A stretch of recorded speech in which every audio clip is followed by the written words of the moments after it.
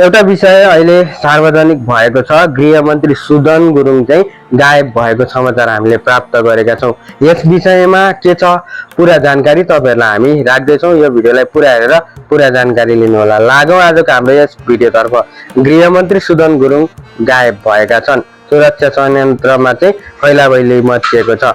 गृहमन्त्री सुदन गुरुङ सुरक्षा निकायलाई पूर्व जानकारी नदिकनै कोशी प्रदेशको आकस्मिक अनुगमनमा निस्किएका छन्। सीमा क्षेत्रबाट हुने चोरी, तस्करी र राजस्व चुहावटका विषयमा जनगुनासो बढेपछि उनी वस्तुस्थिति बुझ्न शुक्रबार साँझ कोशी आइपुगेका हुन्। सुरक्षा स्रोतका अनुसार कोशी प्रदेशको सुनसरी र मोरङमा भए पनि उनी कहाँ छन् भन्ने बारे चाहिँ कुनै पनि जानकारी नभएको बताएका छन्। उनी सीमा नाकाहरूको छड्के अनुगमनका लागि आइपुगेको जानकारी छ। केही दिन अघि मात्रै मध्य प्रदेशको पर्सा पुगेर सीमा नाकामा स्थानीयसँग चोरी तस्करीका विषयमा जानकारी लिन पुगेको भिडियो पनि सार्वजनिक भएको थियो। मोरङ विराटनगर स्थित दक्षिणी सीमा क्षेत्र र त्यस आसपासका अन्य नाकाहरूको समेत उनले निरीक्षण गर्ने तयारी छ।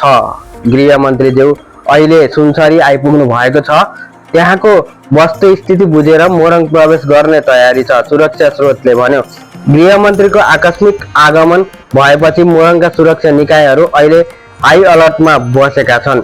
मन्त्रीको यो अप्रत्याशित भ्रमणले सीमा क्षेत्रमा सुरक्षाकर्मी र प्रशासनिक अधिकारीहरूमाझ दौडादौड चलेको छ। मोरङका प्रमुख जिल्ला अधिकारी युवराज कटेलले भने, गृहमन्त्री आएको कुरा थाहा छ, अहिलेसम्म कहाँ हुनुहुन्छ भन्ने कुरा चाहिँ थाहा छैन। गृहमन्त्री सुदन गुरुङ गायब भन्ने शीर्षकको समाचारलाई हामीले रातोपाटीबाट साबर गरेका छौँ।